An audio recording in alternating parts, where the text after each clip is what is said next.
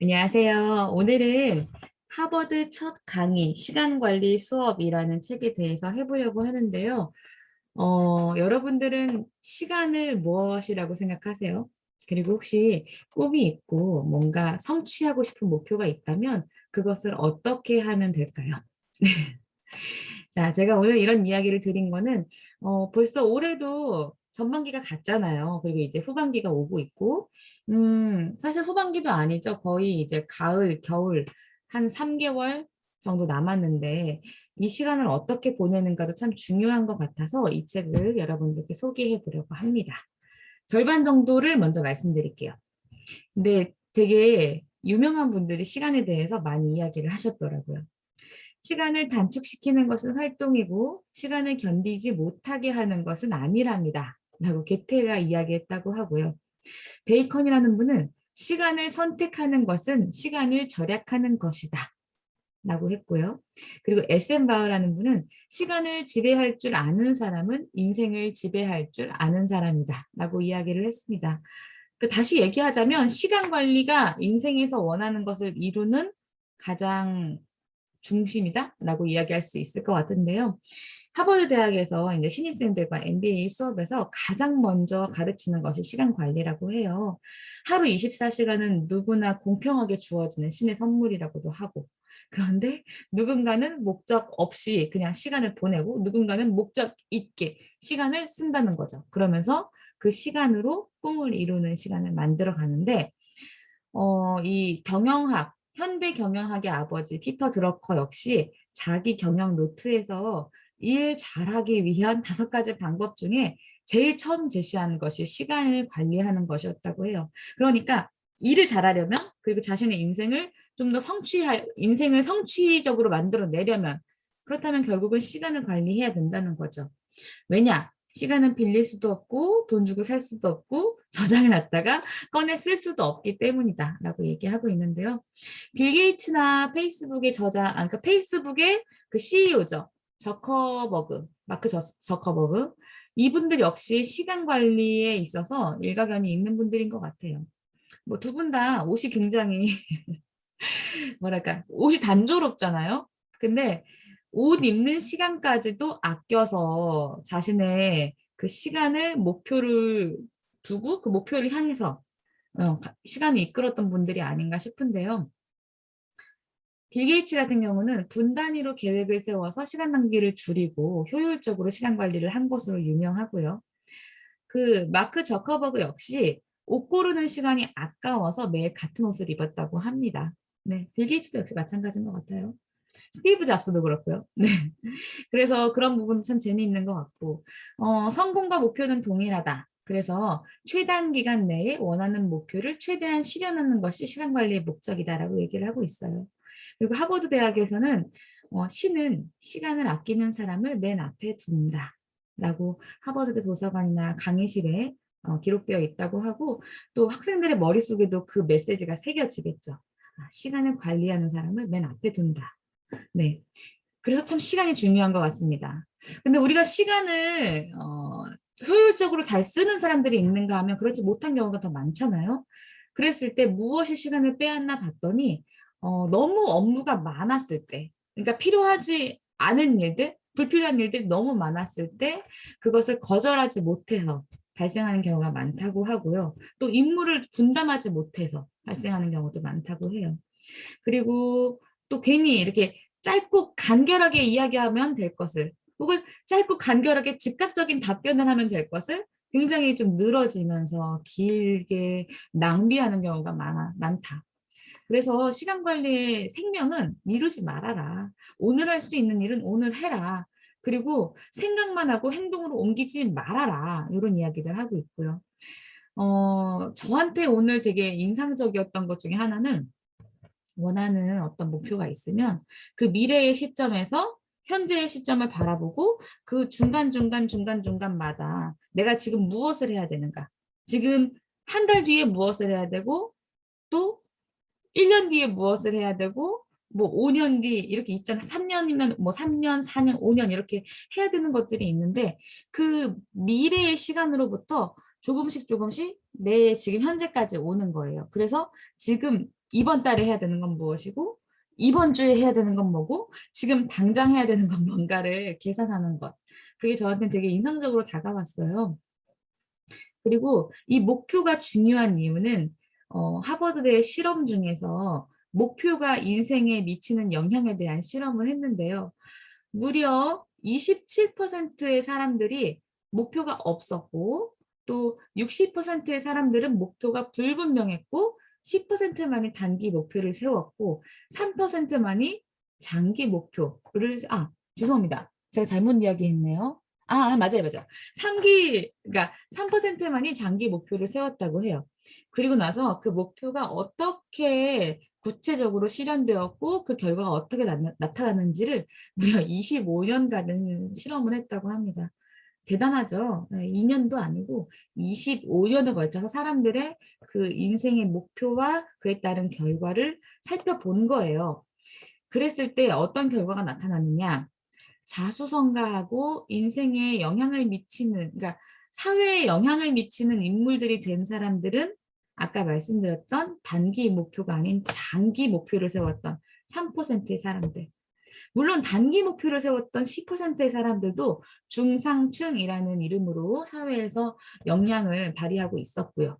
그런데 목표가 불분명했던 60%는 중하층, 게다가 목표 없음이었던 27%의 사람들이 하층이었다고 해요. 그래서 일이 잘 풀리지 않고 이들은 자주 실직하며 남 탓을 하고 세상이 불공평하다라고 말했다. 자, 그럼 우리 여기서 점검을 해야 되겠죠. 나는 어디에 해당되나? 나는 목표가 있나? 나는 목표가 단기 목표인가? 장기 목표인가? 혹은 불분명한가? 아예 없나? 네. 양심의 손을 얹고 생각해 보세요. 굉장히 아픈데, 저는 사실 이런 통계를, 아프지만 유의미하다고 봅니다. 왜냐하면 모든 사람들이 나는 특별히, 아니, 나는 아니야, 나는 아니야 라고 하지만 남들 보기엔 나도 남이거든요. 네. 결국은 이 통계 안에 들어간다는 거죠. 그랬을 때 내가 어디에 속하는가는 네, 양심의 손을 얹고 지금까지 목표가 없었다면 단기 목표, 장기 목표를 세워보시기 바랍니다. 자, 그리고 또 이제 목표를 세우는 데 있어서는 불확실한 꿈을 뚜렷한 목표로 세우라고 합니다. 그리고 현재 상황과 특기에 따라 목표를 정하고요. 또 실현 가능한 그리고 연관성이 있는 목표를 세워보라고 해요. 그래서 저는 이 책에서 되게 재미있었던 부분이 한 뮤지션의 이야기였는데요. 이분의 이름이 마이클. 네. 마이클이었다고 해요.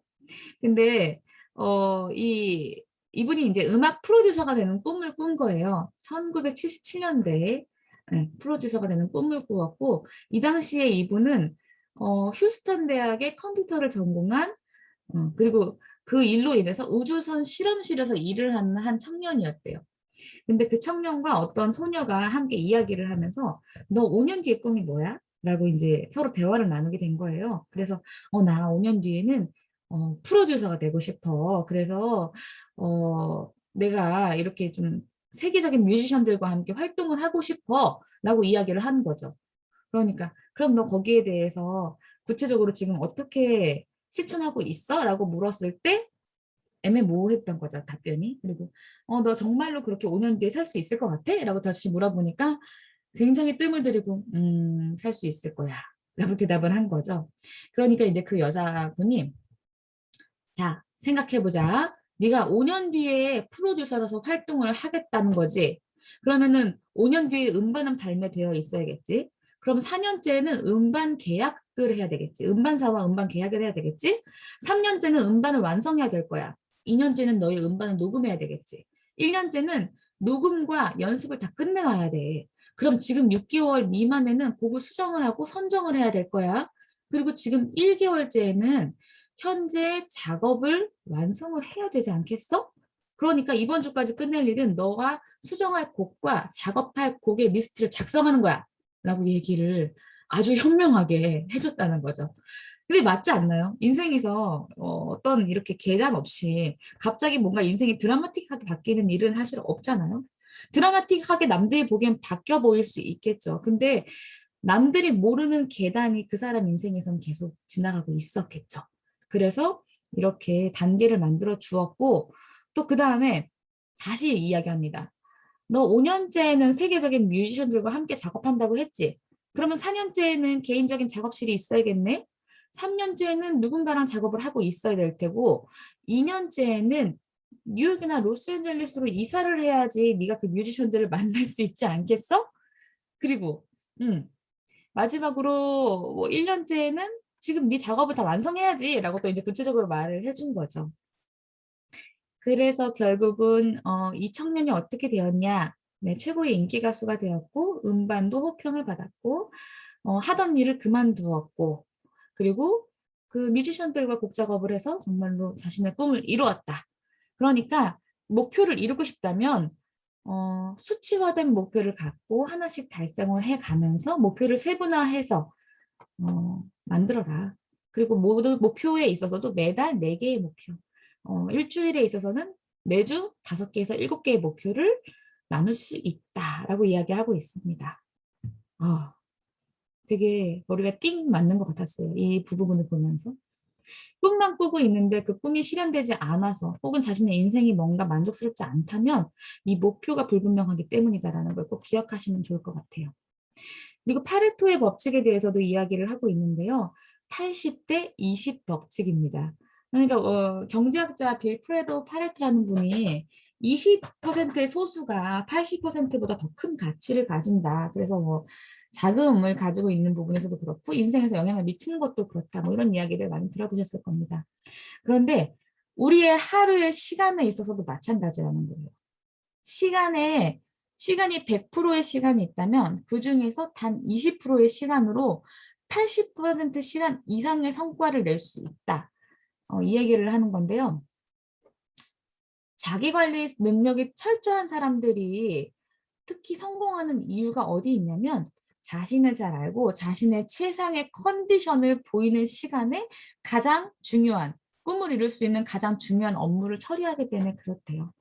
그래서 이 파레토 법칙을 뭐 이제 어떤 영업에 활용해 본다면 다양한 고객이 있잖아요. 그 중에서 나의 평생 충성 고객이 될 수 있는 20%의 고객에게 집중해서 그 고객의 모든 일상 기록이나 어떤 소소한 것들까지 잘 관심을 기울이고 그 고객한테 맞춤 서비스를 제공하면 네, 성공한다. 이런 이야기인 것 같아요.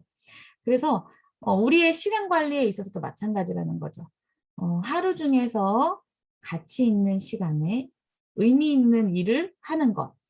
그래서 자신에게 중요한 업무에 좀 정신을 집중하고 가치를 올리고 수입을 올릴 수 있는 일을 가장 내 효율이 이렇게 뭐랄까 뛰어난 시간에 하는 것. 네, 그런 부분들을 이야기하고 있습니다. 그리고 이제 그 시간 관리 리스트에 대해서도 얘기를 하는데요. 미국 대통령이었던 오바마 같은 경우 굉장히 많은 업무를 하루 중에 처리할 거잖아요. 그랬을 때 그 시간 관리를 계획하고 그 시간 안에서 어떻게 해야 되는가의 하루 루틴을 가지고 있었고, 뭐 그런 부분들에 대한 이야기를 또 하고 있고요. 그리고 시간 관리를 할 때는 나는 현실에 만족하나? 하고 매일 자신한테 물어보라고 합니다. 혹시나 내 현실이 만족스럽지 않다라고 한다면 시간을 다시 재조정해야 되는 시기인 거죠. 그리고 또 이런 이야기도 하고 있습니다. 왜 뭐 현재에 집중하라, 오늘 살아라 이런 이야기들 많이 하잖아요. 근데 과거도 없고 미래도 없는 현재가 의미가 있는가 또한 생각해 볼 필요가 있는 것 같아요. 무슨 말이냐면 어, 그냥 오늘의 할 일에만 집중이 되어 있는 거죠. 내가 오늘 지금 하고 싶은 내 인생의 목표와 상관없이, 오늘 나 설거지 해야지. 오늘 나 애기 보내야지. 이런, 나 오늘의 할 일에만 집중해가지고 최선을 다한다라고 하는 말 자체가 어떻게 보면 현실 도피일 수 있다라는 거. 왜냐? 어제도 현실이고, 오늘도 현실이고, 내일도 현실인데, 내 어떤 목표, 인생의 전체적인 목표를 등한시하고 그냥 현재만 신경 쓴다라고 하는 것 자체는 현실 도피다. 그리고 이렇게 습관적으로 계속 현실 도피를 한다면 어떤 시간 관리도 무용지물이다. 라고 얘기를 합니다.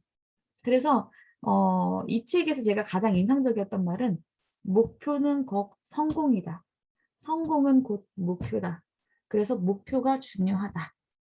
네.